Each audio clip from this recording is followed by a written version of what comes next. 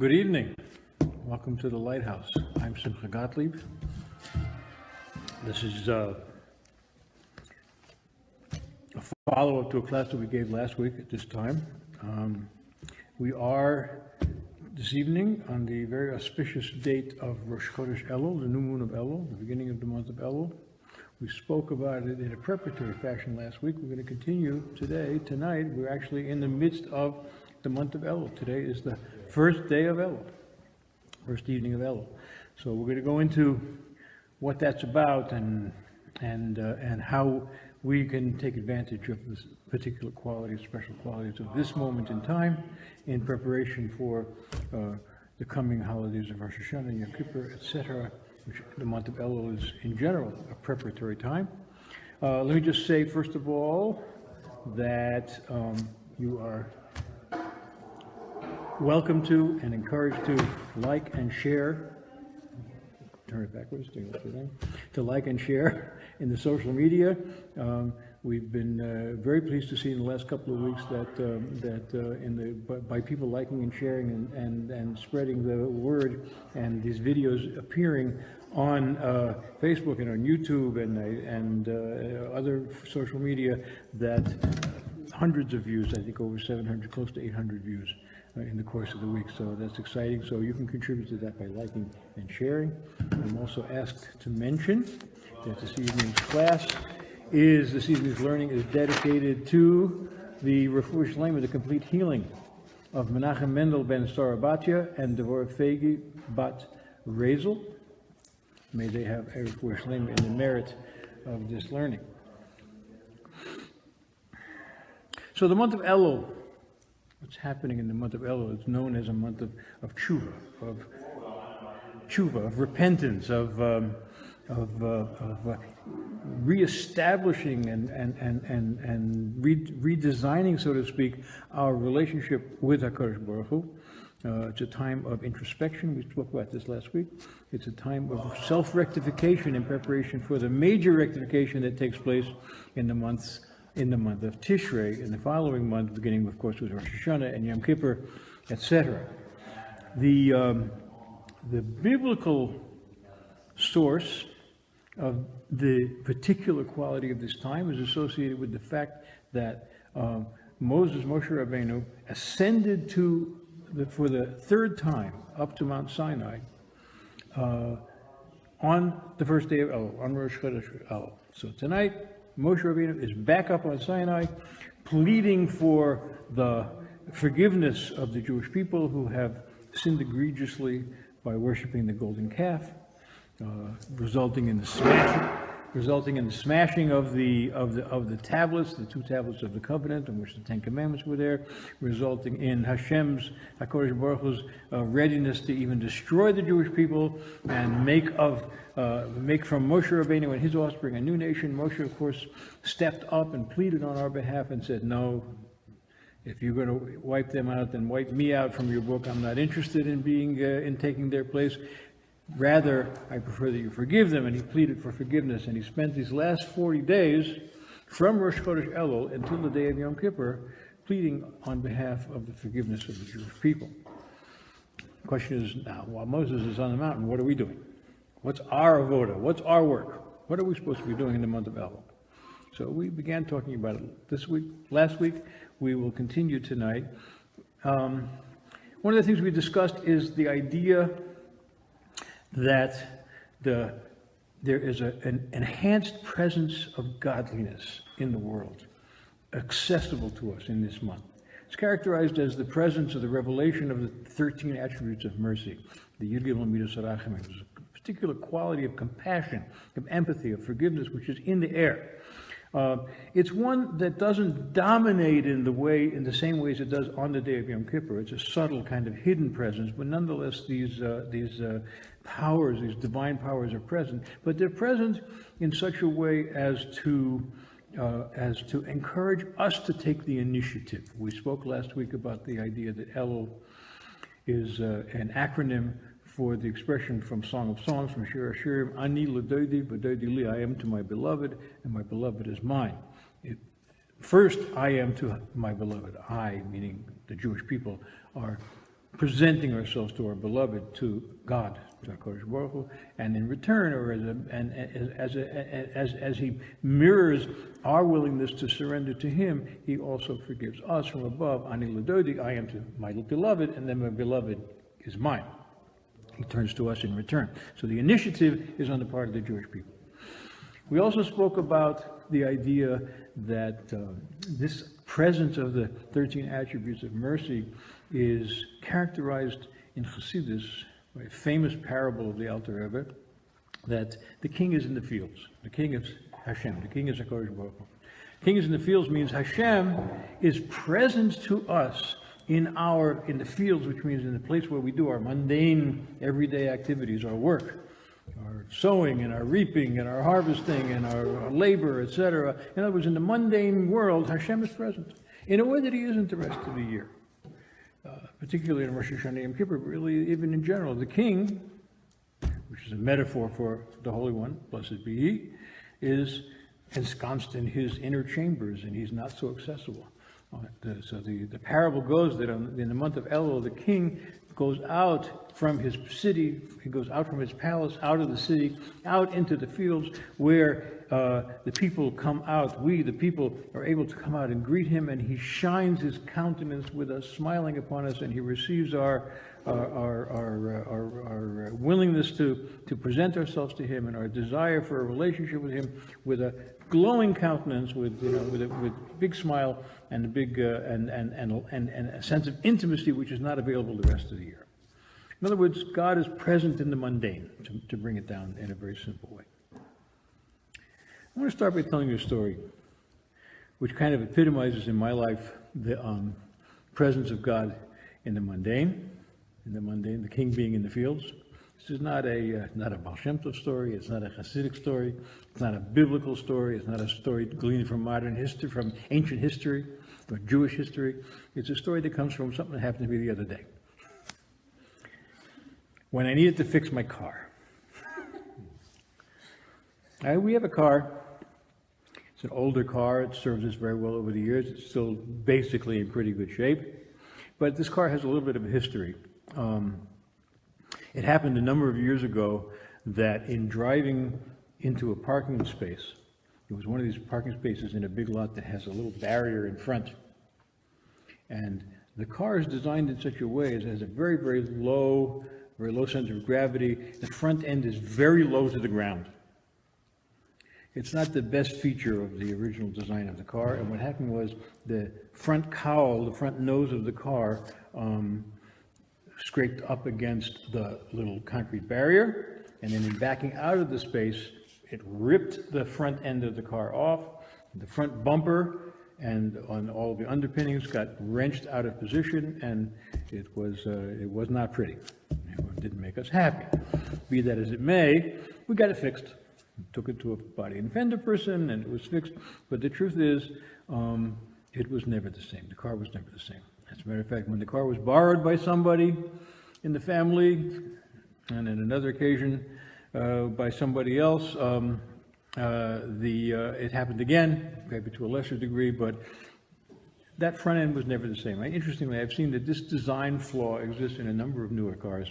Other people who have told this story to have told me that they had similar things happening in their cars of a different make. We won't see Lashon Hara on the car and what make it was. It doesn't really matter. But recently, a few days ago, we discovered that while the front fender, the front bumper of the car is more or less in place, the plastic molding that's under the car had fallen down, and in falling down, it rubbed against the ground and became bent and folded under itself, so that it was scraping on the ground as you drive. Basically, the car became undrivable, not because of any serious mechanical difficulty, but because of this plastic molding, which I guess protects the underbody of the car from the elements and what have you, and like this. But from the dust, etc., on the roads. But it was scraping on the ground, and it was basically undrivable. So it had to be repaired. So we looked into it. I crawled under the car. I figured out what had to be done, diagnosed the situation, My wife, of course, insisted that we take it to a mechanic. I said, no, I'm a do-it-yourself kind of guy. We're going to figure this out. And we proceeded to spray the screw that had been holding this plastic molding, which had been ripped off of it, with enough WD-40 to loosen it so we were able to get it out. By amazing divine providence, because I don't have the world's best selection of tools, nor do I even know what's in there, I checked my tools out and found out that we had the exact right socket wrench. And we had the exact right size washer to place under the screw so that it would be able to replace to jack up the molding in place, because the original hole was ripped apart, so we needed a washer to make it bigger. And the third thing we needed was, I needed another pair of hands to do this, because one person had to hold up the plastic molding while the other person fidgeted around with the socket wrench to get the screw up into the car. So, having found the right washer miraculously, having found the right socket wrench miraculously, all of a sudden, my good friend and neighbor from across the street, big shout out to David Lazarson for being Johnny on the spot, happened to come by just at that moment and asked me what was going on with the car. And I said, oh, I need another pair of hands. Make a long story short, the two of us, the four of our hands, one of us held the piece up, the other person screwed it in, we fixed the car, done. I was so happy that we were able to fix this car. It was like there's something about like repairing something with your own hands. My wife laughs at me about this. She'd rather go to the mechanic. There's something about seeing a problem, assessing the problem, having the right tools, getting it done, making it work. A car that I was not happy with suddenly became a source of pleasure to me, a source of joy to me, a sort of a gratifying sense of accomplishment and competence. I was very grateful for the car, and I had a different relationship with the car for the rest of the week. The car had a flaw in its design, which resulted in a traumatic event in its history, which resulted in an ongoing problem that needed to be rectified, and it was rectified. It's not perfect. It's still an old car. It still is what it is. But in a way, it's in a way better than perfect. I'd rather have, at least this week, ask me again next week, but I'd rather have this car than a car that is, than my other car, which is an almost new car, which is, which is flawless and, so far, at any rate, hasn't been around long enough to have these kind of problems. But it represents to me, it represents the success and the gratification that comes from determining to take matters into your own hands, to accomplish the rectification, to make it happen, and walk away and it's done. There's something special about that is much more significant than either the cosmetic or the mechanical virtues of the car itself at this point. So there were three elements here. But trust me, I'm getting to a point. There are three elements here. One was my own energy and determination and a certain amount of, savvy know-how of knowing how to do this. Not a lot, but enough to get at least this thing done. It wasn't, nobody asked me to rebuild a transmission. I didn't have to do anything very sophisticated. I had to know how to, find a washer and put a screw in the hole that it was made for. Number two, it required the help of a friend. It necessitated some assistance beyond my own capabilities. And number three, because of the rather astounding confluence of events that resulted in my having exactly the right two tools, without having to go hunting around, and the timing of my friend, my neighbor, showing up at that moment, it required Hashem's kindness in orchestrating this whole event, so that in a short matter of time, an undrivable car became a source of not only utility but also pleasure. So the month of Elul is a little bit like this. It's a month of tshuva. It's a month of repair. We're improving ourselves. We're fixing what's wrong. We, as human beings, come into the world with certain design flaws, not unlike my car. And we have suffered traumas. We have made mistakes. We've had fender benders in our lives that result in some functional or emotional or spiritual dysfunction. We've been bent out of shape by the vicissitudes of life. Elul and Tishrei are the optimal time for this tikkun, this rectification, for getting under the hood, so to speak, and repairing what needs to be repaired. You know, the month of Tishrei, beginning with the Rosh Hashanah, all the way through the high holidays, including Sukkot and Simchas Torah, Shmini Atzeres and Simchas Torah, is basically known as a time in Kabbalah and Hasidus. It's called the time of Binyan HaMalchus. We're building the kingdom, we're rebuilding the kingdom, which means to say we're restructuring the relationship of the world to HaKadosh Baruch Hu, so that HaKadosh Baruch Hu can bring down the blessings for a new year in a way which is unprecedented in its blessing, unprecedented in its functionality, unprecedented in its abundance, in its happiness, in its health, etc. All the good things we want to daven for, we want to pray for in the coming year.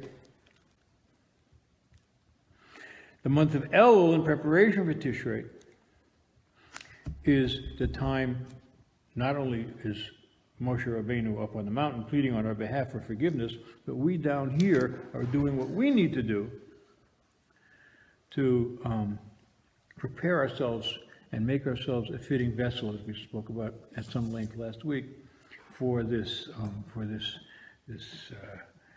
realigning and redefining and reinventing of our lives in the coming years, so that we start fresh and start anew, rectify all the past mistakes, and go beyond our imagination in creating a good life for ourselves in the coming years. So first we need to diagnose the issues, which is the idea of cheshbon and nefesh. Elul is traditionally a time for taking a reckoning, taking stock, taking inventory of what it is that's wrong. What are our design flaws? What behaviors have we indulged in that have rendered us dysfunctional? What kind of accidents do we have to fix up? What kind of intentional misdeeds do we have to repair as well?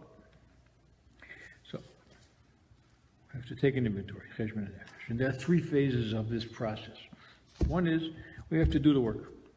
We have to take responsibility to do the work. We have to take the initiative. We have to have the determination to do the work, to realize that ani l'doidi, I am to my beloved, which means to say I have to take the initiative first, and then v'dodi li, my beloved will correspondingly bless me with his smiling countenance and his blessings for the coming year. Secondly, we have to recognize that we have what we need in our hands. We spoke about the presence of the 13 attributes of mercy, the presence of the king in the fields, smiling upon us, welcoming us, even though we're in our shmata everyday clothes and we got a wrench in our hands, or we have we're plowing and seeding and sowing and weeding or going to work, whatever we're doing in the world out there in the fields, Hashem is there for us. Doesn't matter. We don't have to dress up. We're in our blue jeans. We're in wherever we are. And we have the tools. We have the tools to do the work. We are capable of doing the work. And the third phase, which is required, which I didn't recognize in the little parable of my story about the car until after the fact, is that the whole thing is orchestrated b'siyata d'shmaya, with the help of above, with the help of heaven. So, through our month of Elul, when we have the determination and we have the tools and we have the presence of the 13 attributes of mercy, and we have the ability and the competence and everything at hand that we need to rectify ourselves, we will move into the culmination of this month of preparation on Rosh Hashanah, when we are crowning the king and proclaiming his sovereignty over the entire world in such a way as to welcome his blessings for the coming year. So once again, that's what's happening on a spiritual level. How do we make these repairs happen? We spoke about the diagnostic stages, doing the work, recognizing that you have the tools at hand, having the help of heaven. What, practically speaking, do we need to do? So obviously they'll be different for different ailments, for different rectifications that have to take place. But I want to tell you another story. This is a story that was told to me by the person that it happened to. He happens to have been a mentor of mine.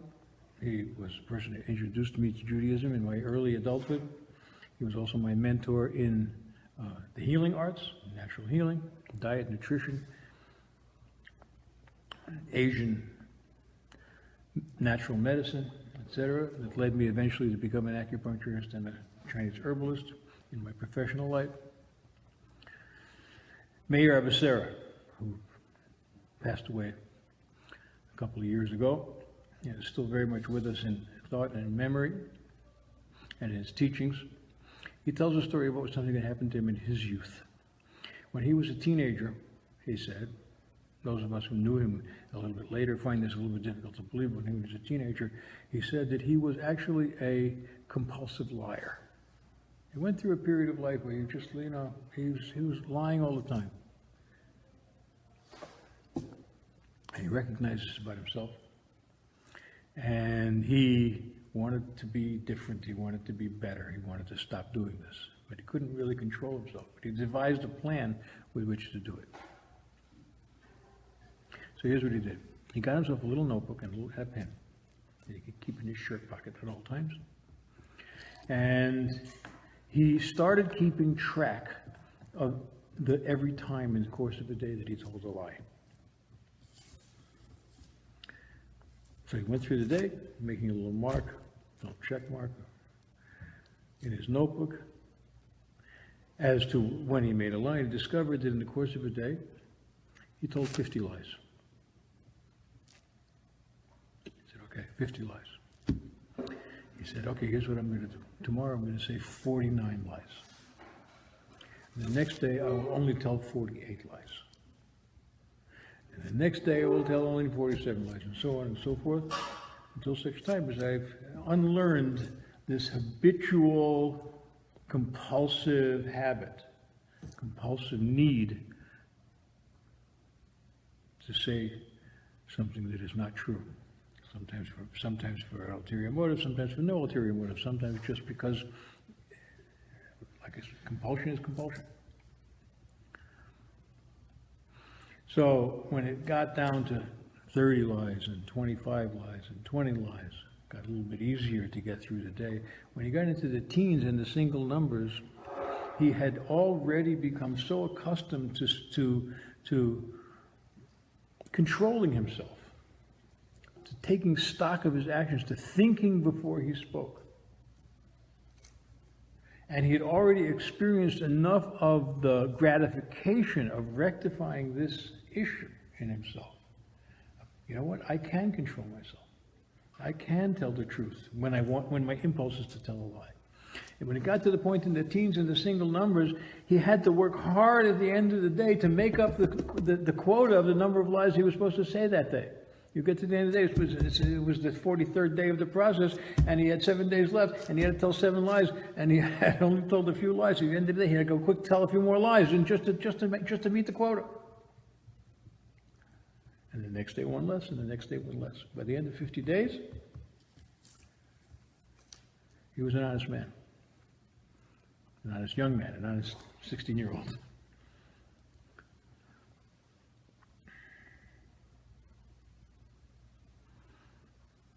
Those of us who knew him will tell you, I was astounded when he told me this story because, as far as I could see, he was a man who,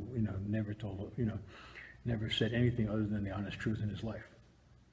He was incredibly honest and candid and forthcoming in every, there wasn't a deceptive or manipulative bone in his body.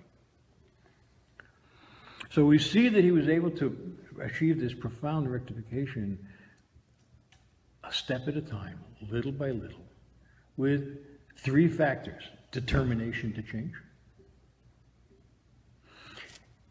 acceptance of the reality that he had this design flaw. You know, Mary used to say, if you want to change yourself, the first thing you have to do is you have to own your faults. You have to even love your faults. You have to realize that, if you want to put one foot in front of the other to get from here to there, your back foot has to be firmly planted on the ground of reality before your front foot can go forward. You need traction. If you don't accept the reality of whatever is lacking, you can't move forward.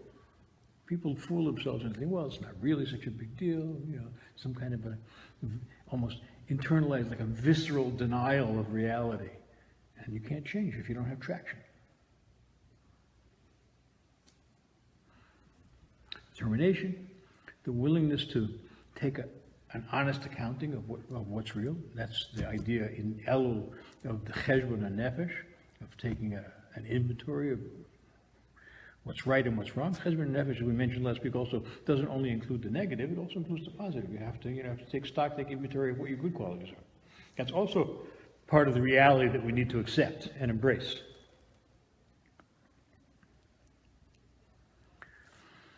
And in that process, what did he do? He used his intelligence to refine his emotional life, his moods, his midos, and his behavior. He came up with an intelligent plan to gradually, systematically reduce his habitual tendency to lie, and irrevocably and permanently rectified his behavior and became an honest man.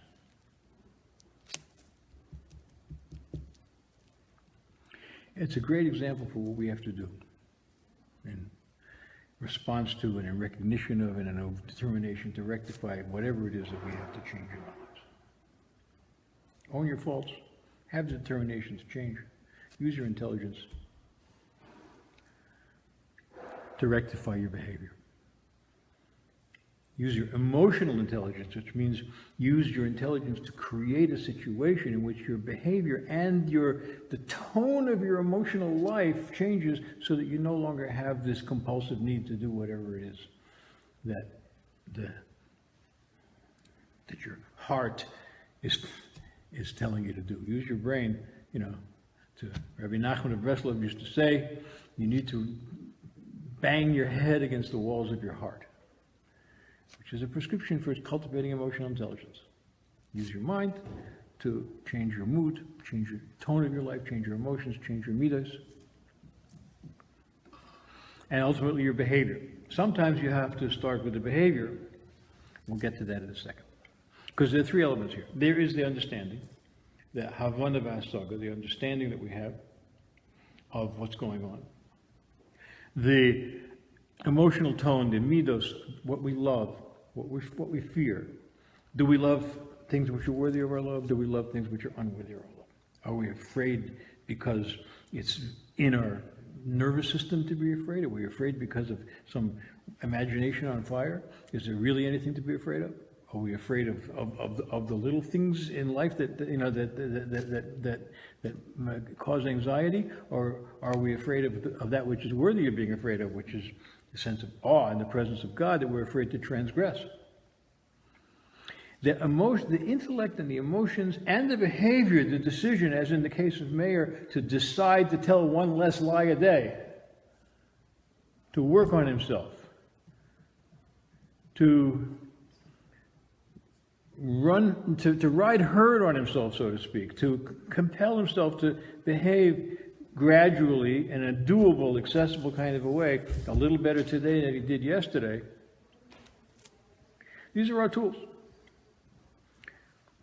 These are our responsibility.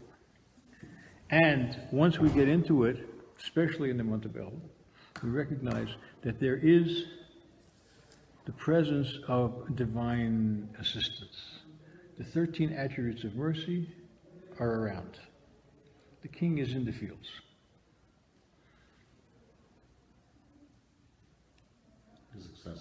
He's accessible. He's accessible, he wants to help, he's available to help. So while Moshe was spending 40 days on Mount Sinai begging for forgiveness for us, it doesn't say much about what the Jews were doing during these 40 days. But what has evolved in the rabbinic literature and in the halachic literature and in the Hasidic literature that explains what the avoda of Elul is, that during these 40 days, from today, from Rosh Chodesh Elul, until 40 days from now, Yom Kippur, when Moshe will come down with the message that we are being forgiven, we're cleansed of all of our blemishes, etc. What are we doing? We're doing tshuva. And this is the mechanics of tshuva. This is a big part of the mechanics of tshuva. This idea of recognizing, diagnosing, owning your faults, having the determination to change, using your intelligence to devise a means to not all at once. You know, there's a very famous law in the Torah, pasuk in the Torah, where it says when we enter into Eretz Yisrael, and we need to drive out all the wild beasts from the uncivilized, from the barbaric surroundings, don't drive them out all at once. Drive them out little by little. Because the place will become a no man's land. You have to drive the people out, drive the evil out, drive the negative influences out, drive the dangers out, deal with the dangers little by little. Otherwise, we'll be overwhelmed by the reaction. Step by step, incremental growth. Happens to be a principle in health as well. When you're trying to, let's say you're trying to change your diet for the better. The gentleman who was just here earlier talking about the necessity of paying attention to certain dietary aspects of his life, you know, in order to rectify a health situation. You know, you have to do it. The Rambam says you have to do it gradually. The worst thing you can do is change your diet all of a sudden from junk food to health food overnight like that. Maybe it's not the worst thing you do, but it's one of the worst things you can do. You have to go gradually. The body knows what it needs, it knows what it wants, it knows what it's used to. You have to gradually. Don't try to lie. Don't try to stop lying all of a sudden. Make 50 lies a day and no lies tomorrow. Tell one less lie. And then tell one less lie the next day. Eat a little bit less junk food one day, a little bit less junk food the next day. Eat a little bit more healthy food one day. Whatever, however we define that, this is not a sheer in nutrition and natural medicine. We can talk about that some other time, perhaps. Maimonides, the Rambam, has a lot to say about that as well, as does Chassidus, but that's another topic for another time.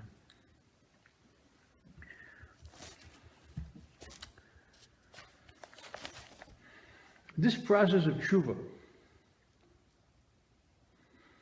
is, of course, informed by the halachas of what is involved in doing tshuva, to have remorse for the mistakes of the past, to take upon ourselves to change our behaviors in the future, etc., to confess before Hashem, etc., to awaken ourselves to the need to change. Tomorrow morning, bright and early, we start blowing the shofar in preparation for the shofar blowing of Rosh Hashanah to wake us up. This whole month can be said to be one big extended wake-up call. Tomorrow we start blowing the shofar.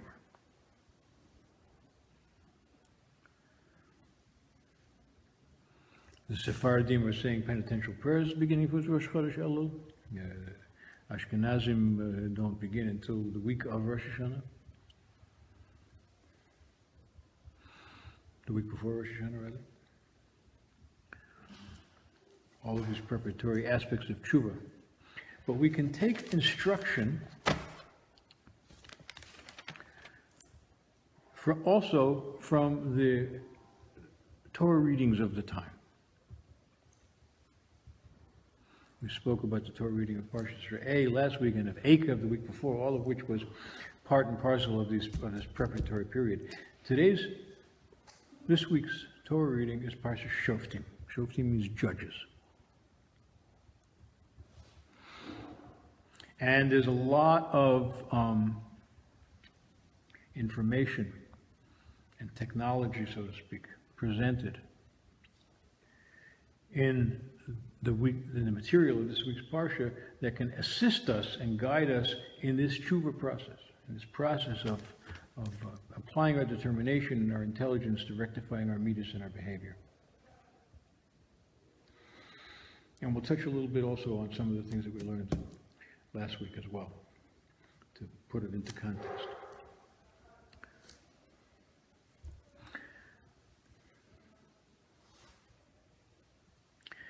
The opening verse of the Torah says, "Shoftim v'shotrim titein l'cho b'chol sha'arecha." You shall place judges and officers. Shotrim is cops, policemen, enforcers. Judges and enforcers. You should empower in all of your gates, meaning to say in all of your cities, in all of your villages, in all of your towns. Every place should have its own based in a court of justice. And there need to be enforcers to enforce the laws that are adjudicated by these judges.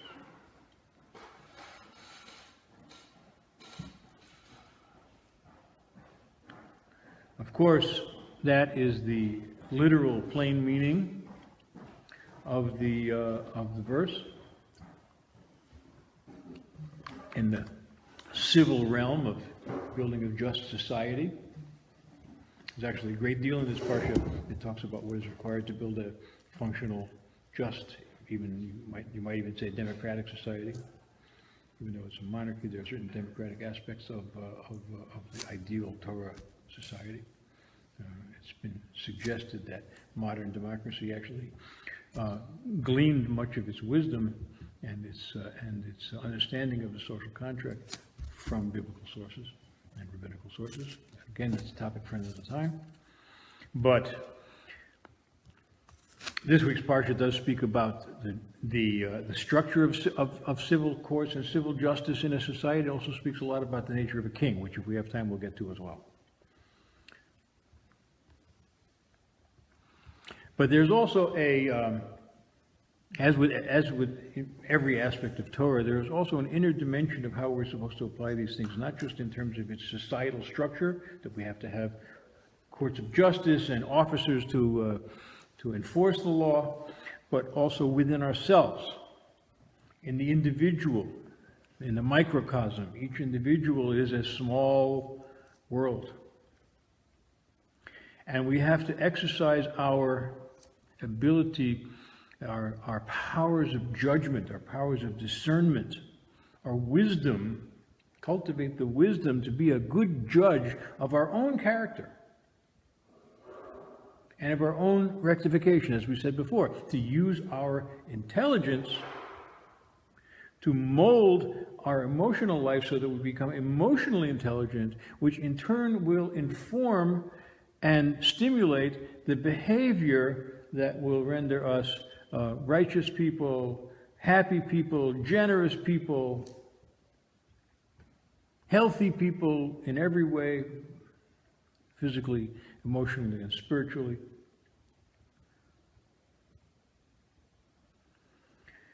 And in addition to having those powers of discernment to be good judges of our own character and of our own needs for rectification, and the path by which to accomplish that, we also have to be good enforcers. We have to police ourselves.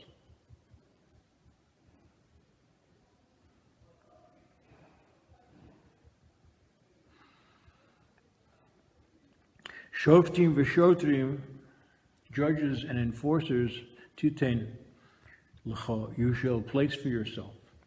B'chol sha'arecha, in all of your gates. What does in all of your gates mean? So in the macrocosm, it means the gates of your city. In the microcosm, in the individual, it means the gates of our senses in our body, our senses which are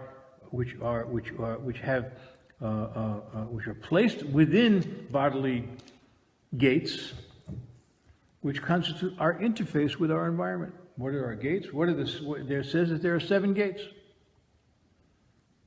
Hasidus explains that there are 7 gates to an individual's interface with the world around him. 2 eyes, 2 ears, 2 nostrils, and a mouth. We have to enforce our determination and our judgment, our discernment, to use our eyes effectively and appropriately to look upon things, to look at good stuff and not look at the bad stuff, to see the positive, not the negative, to see the moral and not the immoral.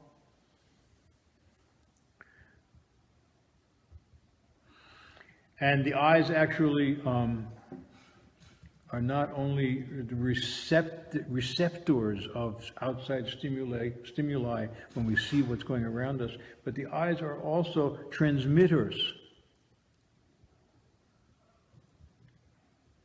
of our vision out into the world.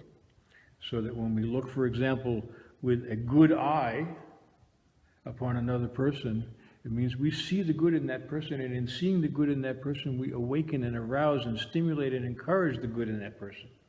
Anyone who's ever parented a child or been in a relationship with a friend or a spouse understands that when we look with a benevolent eye on others, they tend to behave in ways that that benevolent eye envisions. And when we look negatively upon others, somehow they pick up the vibes, they get it. And they very often demonstrate with their behavior and reaction what it is, the negativity with which we have projected upon them. Similarly with the ears, we have to hear, at least listen to good stuff. And listen creatively so that in addition to hearing the truth, we also are able to shema, to hear. I also spoke about this in the last couple of weeks, that to hear, to listen, means also to understand, to discern. To use shemiya, the idea of hearing is associated with the faculty of bina, of understanding. Vision is more associated with the faculty of chachma, of wisdom. Perhaps not the place to go into this in depth, we've touched upon it before, but these are the key aspects of our emotional intelligence, of our ability to take our discerning faculties of intelligence, of seichel, and internalize them in our emotional life. And we have to guard those gates so that they are not invaded or polluted or corrupted by looking at and listening to things which are going to, in one way or another, bring us down.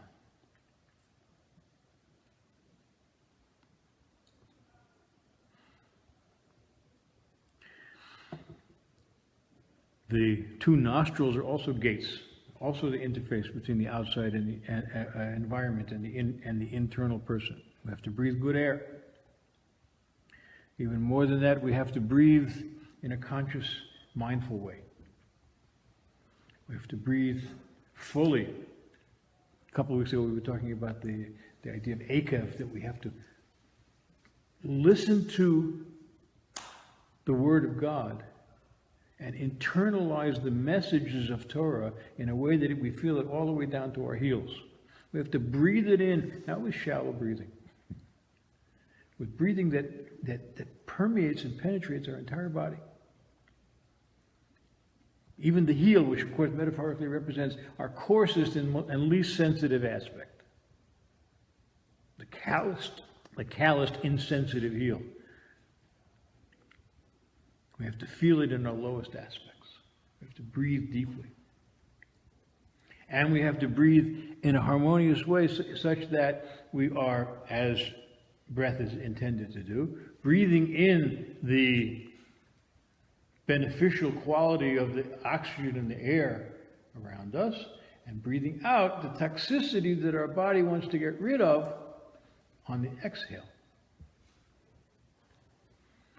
And perhaps the most significant of the seven gates, they're all significant really,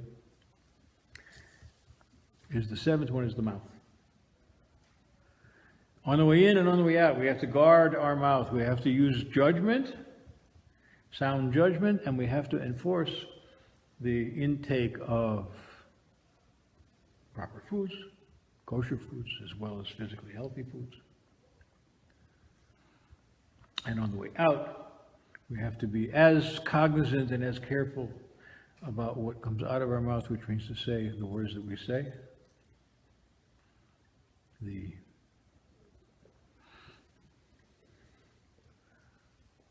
communication, the quality of our communication with others. Let it be words of wisdom, words of Torah, words of kindness, words of love, words of generosity, and not words of criticism or breaking down. Use your voice to build, not to break.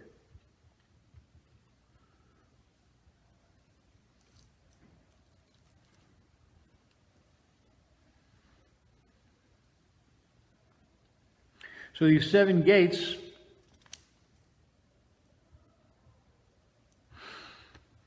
are our interface with the world.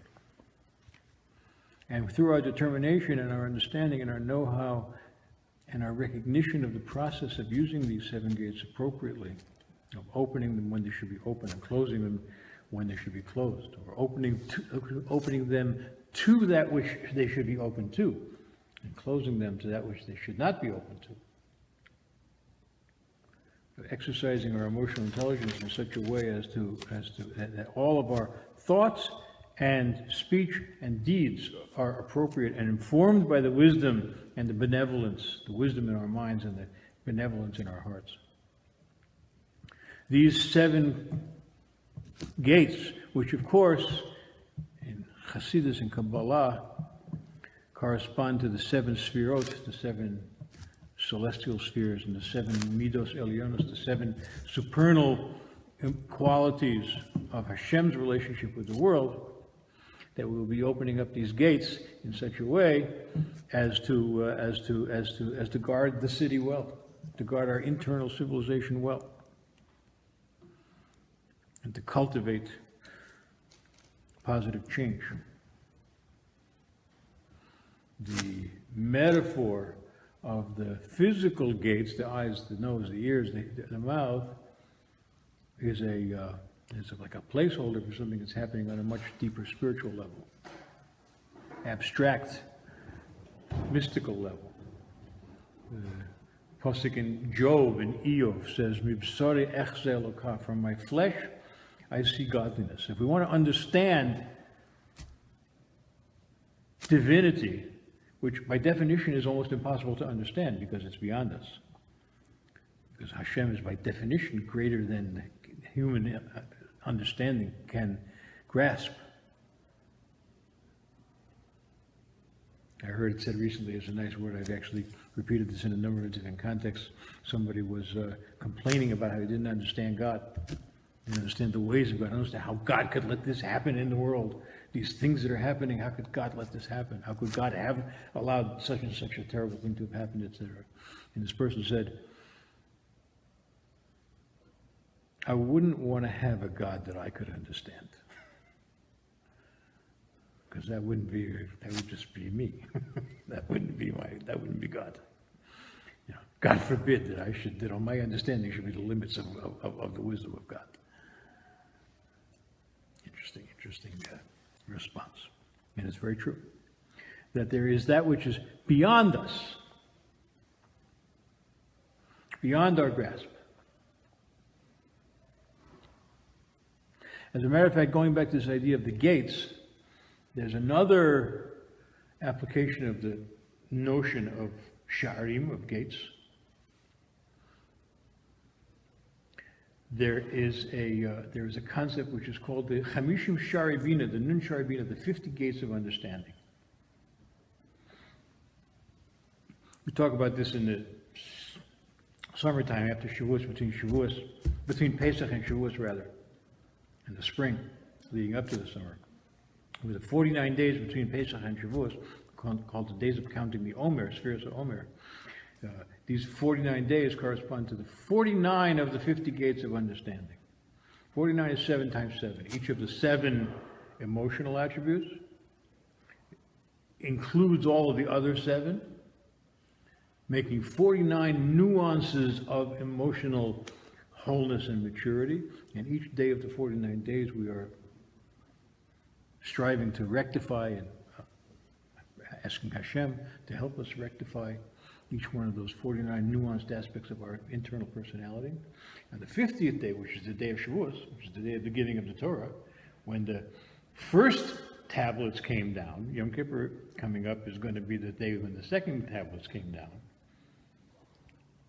The revelation the divine revelation of God becoming accessible to us in our material world from above into the world, down onto Har Sinai, down to Mount Sinai, as Moshe, the lawgiver, gave us the Torah. First on Shavuos, and then subsequently at the end of the 3 periods of 40 days on Yom Kippur, that was the 50th gate. The 50th gate was a gate that only Moshe could grasp, and even he could only grasp it by going beyond what he could grasp. The wisdom of the Torah, which was given to us on the 50th day, and the 50th gate of understanding, is a gate of understanding which is really not human understanding at all. It's not confined by the limitations of human understanding. It's above and beyond. It's a manifestation, a revelation from that God who we don't understand, because we don't want to have a God that we understand.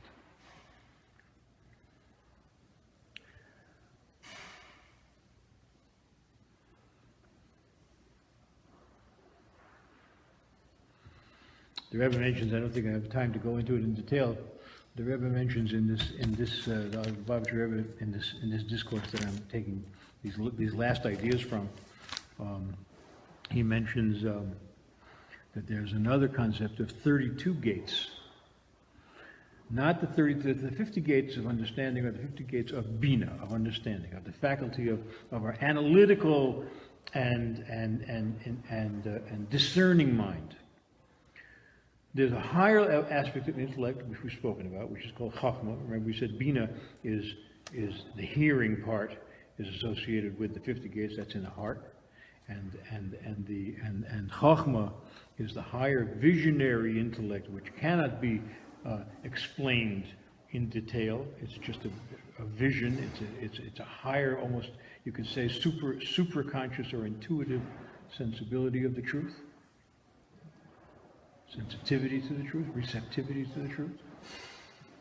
It involves nullification to that higher truth. So the 32 gates are called the 32 conduits of Chachma, the 32 channels through which Chachma relates to Bina. In other words, Bina, the 50 gates of Bina represent the extent and the limit of our capability of understanding. Chachma represents that visionary truth which is beyond our understanding, but there are 32 conduits through which Chachma and Bina interface, and where Bina is informed by Chachma, and Chachma and Bina unite. This is very abstract, intellectual, mystical concepts, but this is very much pertains in a general way, and as well as in its specifics, to the idea of what we're supposed to be doing in our tshuva. Because notwithstanding everything that we have said before about using our, how are you? In 10 minutes. 10 minutes. 10 minutes? When you finish, you come to... Yes. We'll finish in 10 minutes. Okay. Maybe less.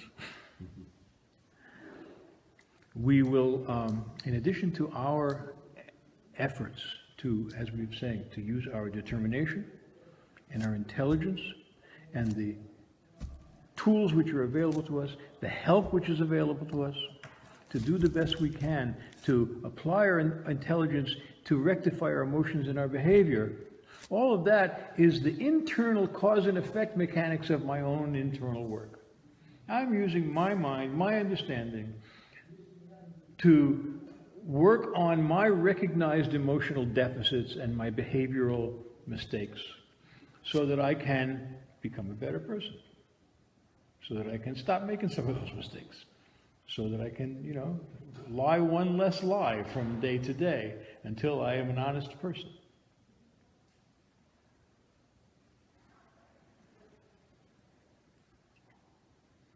The 32 gates of Chachma represent a pathway to something that is beyond us.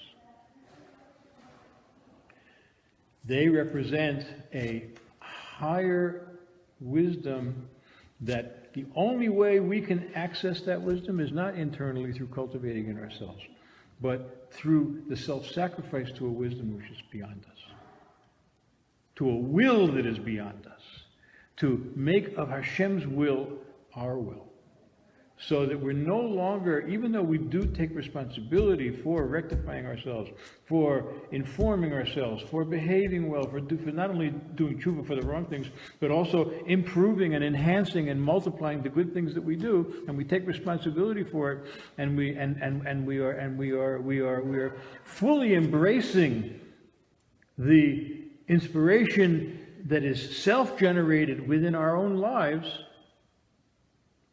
There is another aspect which is necessary to the process, which is the divine assistance, which comes from way beyond us, the expression of divine will, which at the end of the day, none of what we are attempting to do will succeed without it. No matter how you slice it, I couldn't have fixed that car by myself. The whole situation had to be orchestrated. I didn't know the washer was in my toolbox. I didn't know the right socket wrench was there. I had no idea that my neighbor had just shown up, having been away from the summer for 2.5 months. I hadn't seen him. It was the first time I saw him was when he showed up, just when I was faced with that challenge with the car. And he was probably the only guy in the neighborhood who would have been capable and willing to do that. I would have had to call a mechanic. It was divinely, it's a very mundane example, but I like mundane examples. So does God.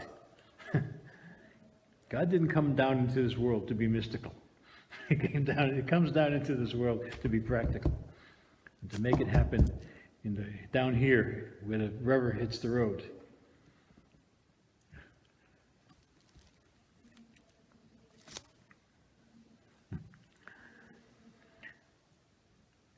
So, going back to Parsha Shoftim, we talked about Shoftim v'Shoftim Titen Lecha, that we have to have judges, we have to appoint judges and appoint officers, and put in place the mechanism of courts and justice and enforcing agencies to make sure that the behavior happens in a systematic, logical, responsible way.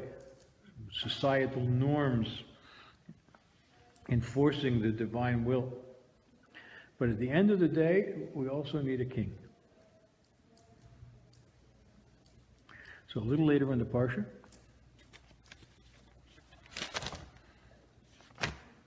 after the judges and the police officers,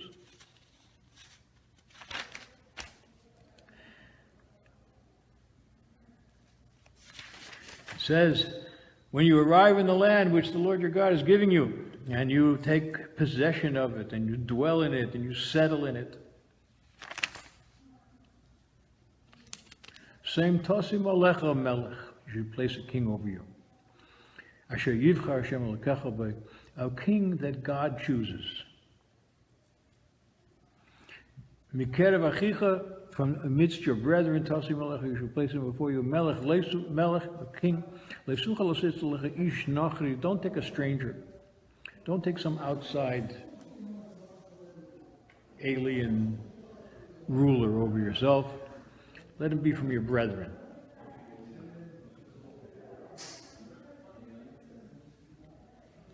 But this king is, as the first king was, Shaul HaMelech, King Saul, was said to be head and shoulders above all of the rest of his countrymen. Now, Shaul actually made a mistake and lost his sovereignty. It's a topic for another time, but just very much in brief, he lost his sovereignty because he forgot to listen to the words of the prophet. He used his own intellect to do what he thought was right, where the prophet was saying, no, this is what God wants you to do. It had to do with the vanquishing of the people of Amalek. The prophet Shmuel told him to do it in such and such a way, and he said, no, I don't have to destroy all of the animals and like this. I'm going to keep some animals and use them for sacrifices because I know the secret mystical value of bringing sacrifices. It's even better than destroying them. I'll bring them. He didn't listen. In any event, this king, any king, one of the laws that it goes on to say, is the king has to have 2 Torah scrolls, 2 Sifrei Torah, one of which he keeps in his chambers, and the other which he carries around with him wherever he goes. He's constantly accompanied by the divine mandate to listen, and to gain his perspective from beyond his own understanding from the Torah, which came down from Mount Sinai through the 32 conduits of wisdom and through the 50 gates into a realm where we can sort of understand and we can apply our intellect and our intelligence to use it, to apply it, to improve ourselves and rectify our lives. But ultimately, the God is a God that we do not understand, and we have to be ready to sacrifice ourselves, as well as taking responsibility at the same time, simultaneously with the taking of responsibility to do what we perceive needs to be done in the best way we can imagine it, and design it, and devise it, and implement it. We also have to surrender to a higher power. So through this period of the 40 days of Elul, the 30 days of Elul, the 30 days of the month of Elul, we arrive at the day of Rosh Hashanah. Rosh Hashanah is all about proclaiming the sovereignty of the king. With the shofar blowing, with the psukim of Malchus, the verses of which celebrate Hashem's sovereignty over the world, etc. And then the 10 days of Tshuva between Rosh Hashanah and Yom Kippur, which culminates in the 40th day of the 40 days that Moshe was on Har Sinai, when he comes down with the second tablets, and we are cleansed, and we are forgiven, and we are ready to start afresh. We have had Binyan HaMalchus, we have created the kingdom for the coming year, full of the blessings of the fruits of our own internal efforts of Ani L'Doidi V'Doidi Li, I am to my beloved first, and then my beloved is to me afterwards. I'm doing the work in Elul, in the presence of the Gimel Midas Harachamim, in the presence of divine mercy, because the king is in the fields. We have a little bit of help, but it's not like the revelation of the king, which is coming on Rosh Hashanah, and the revelation of his divine forgiveness, which comes on Yom Kippur. That's extraordinary, to the point where it brings us into the festive days of pure joy and rejoicing on Sukkot and Shmini Atzeret, Simchas Torah, etc. In any event, on this Rosh Chodesh Elul, may it be an auspicious beginning to the coming year, an auspicious beginning to this preparation for the coming year, a wake-up call. We hear the shofar tomorrow on each day of Elul, culminating with the blowing of the shofar, the mitzvah of the shofar on Rosh Hashanah, and the final shofar blow of Yom Kippur. May we be woken up to our true potential and to the potential of divine inspiration, which is beyond us, and we should get it done, and we should have a Kasiv Chasim Torah, Torah Hanir Nigla. May we be blessed with a good and sweet year in a revealed way, in a way in which the goodness is not something we have to figure out and explain to ourselves why it's good, or make excuses for why it doesn't seem good. It should be so good and so in such a revealed way that there's nothing else to say but Baruch Hashem. Thank you very much. Amen. All the best. We'll see you soon. Thank you.